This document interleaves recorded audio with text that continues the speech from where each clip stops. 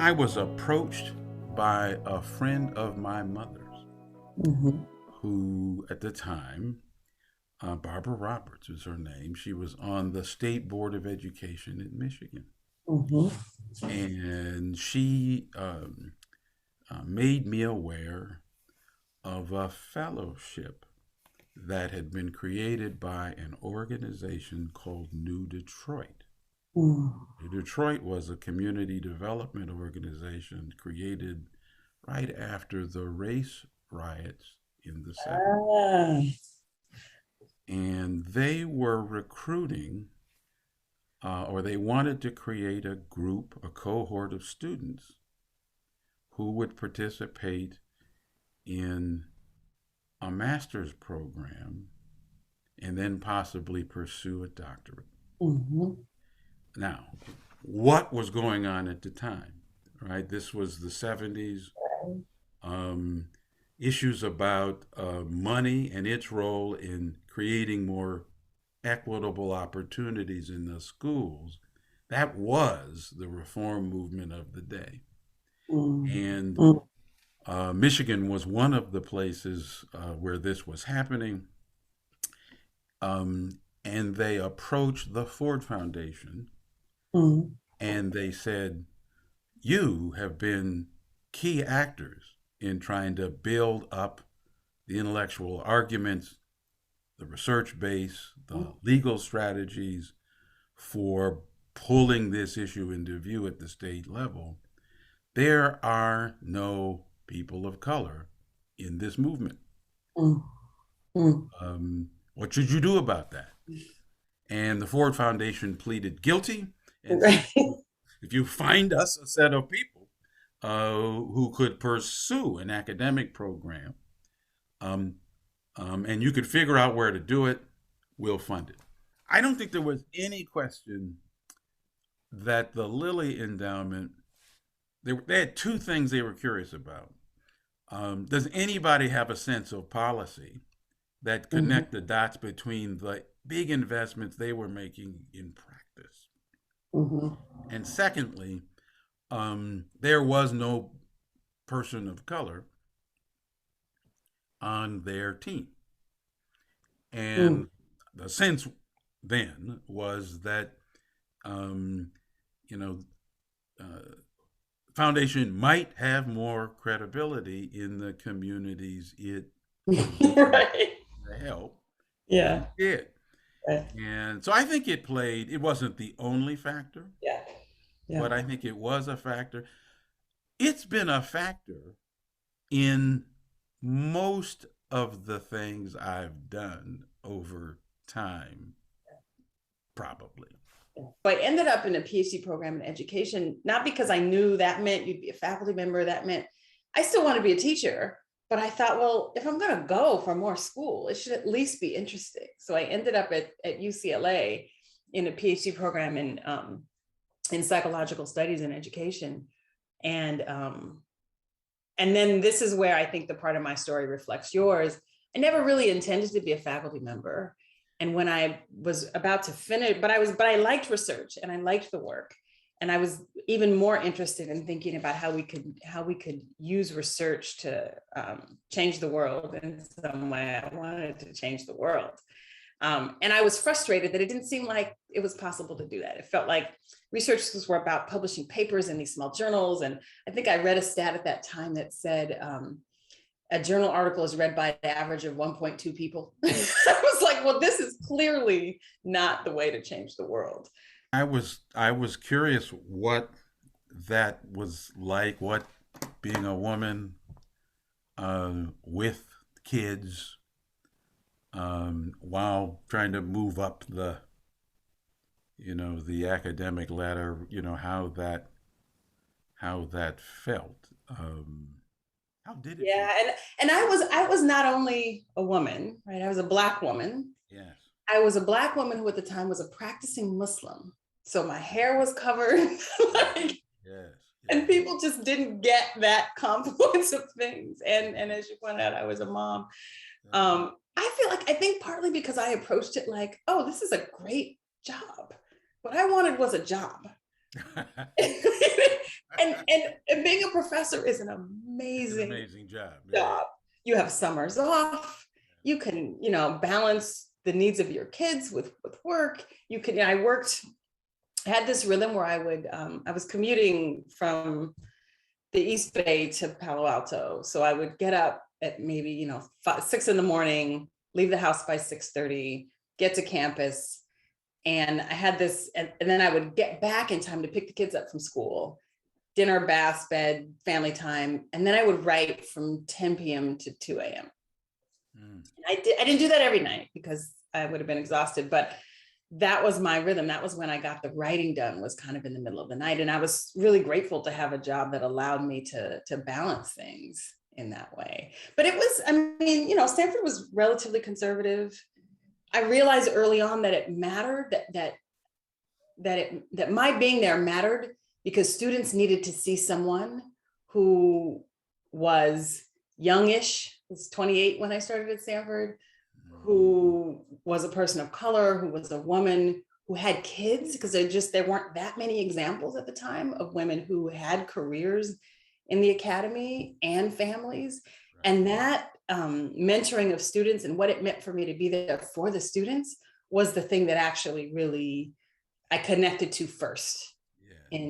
In that line of work. It's like, oh, it matters that I'm here. It matters to make this place more humane for Yeah. students. Yeah. Did you have intellectual partners, or colleagues, who'd you talk to? Where'd you got some energy from students, but what about other folk? I'm kind of curious Yeah. about that. Yeah, I had amazing mentors. Linda Darling Hammond was at Stanford when I got there. Right. And I will never forget, she took me to lunch and she said, "You're going to teach teacher ed. We'll do it together." I had never, never taught teachers before. And she just kind of scooped me up and apprenticed me into doing that. Arnitha Ball was there when I got there, and she was a wonderful intellectual and intellectual collaborator, but also just, she looked out for me. We used to host dinners for the Black faculty at Stanford across departments. We do it at Arnitha's house. I would cook. And so we built community there. Yeah, I'm jealous of you in that respect because I just don't think I had that. Mm. Really, no mentors. It's not Really? that I didn't get advice, but I made a lot of my decisions by committee. Mhm. I would organize Right, right, right. and I don't know if that was I wasn't good at looking for them, or if they just weren't there, given Or if it was the how time, right? yeah, yeah, Like there's a you and I are there's a it's not a whole generation, but there's enough time there that by the time I was coming through, there were folks in places who could create and provide that. You were like generation one yeah. in terms of integrating these professional spaces, I imagine. So you were probably that for those that came after you. Um, well, and I've certainly that has been an obligation I feel Mm-hmm. Mm-hmm. ever since, is to be for a whole bunch of people what I did not have. I always felt like I was, sort of creating new space, roles I wasn't sure I was supposed to be in, Yeah. uh, but willing to figure them out. If it would give me a new angle Yeah. on how to work on the things I, What did that feel like? well, the first feeling was there was a lot of pressure on me to demonstrate I had the sort of the analytic chops to do the work. That was sort of the first Mm-hmm. thing it felt like, right? And so I just did a number of things. That's again, you sort of found people who you knew had those skills. It would be the equivalent of an advisor, if if you're in a doctoral program. And I worked with them. I did have resources, and so the other thing I would do is I would purchase my access to the expertise.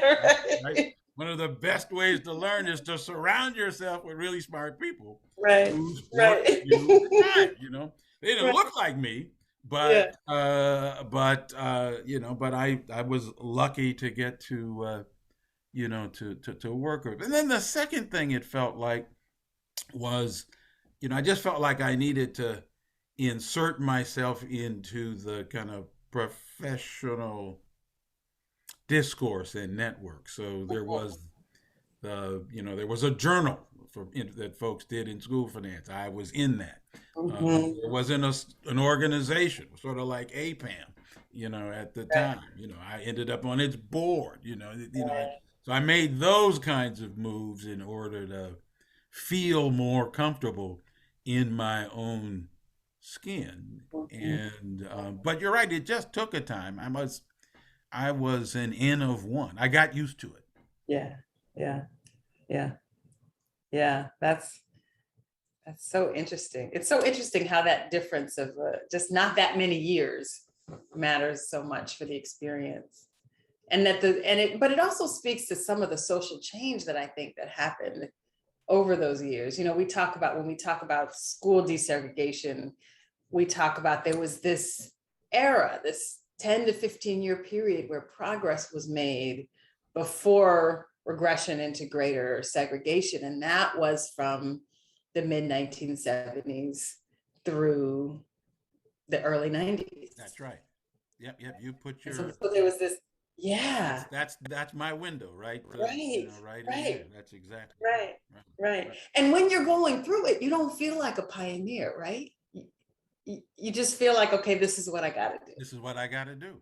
The very first fellowship I ever got was a Spencer AERA Hmm. pre-dissertation fellowship. It convened us in these gorgeous places with beautiful food. Like I had never stayed in hotels that nice. I had never eaten food that good. Like it was a and in that fellowship, I had the dissertation fellowship, I had the postdoc.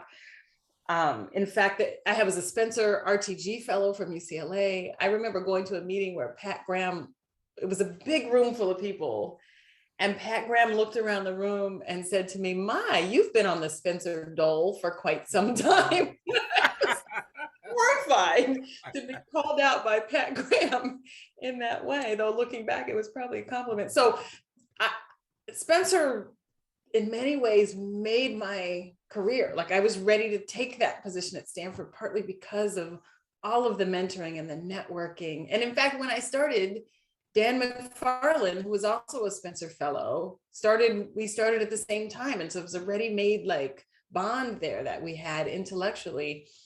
So I knew Spencer, and I have always been grateful for Spencer's impact on my career.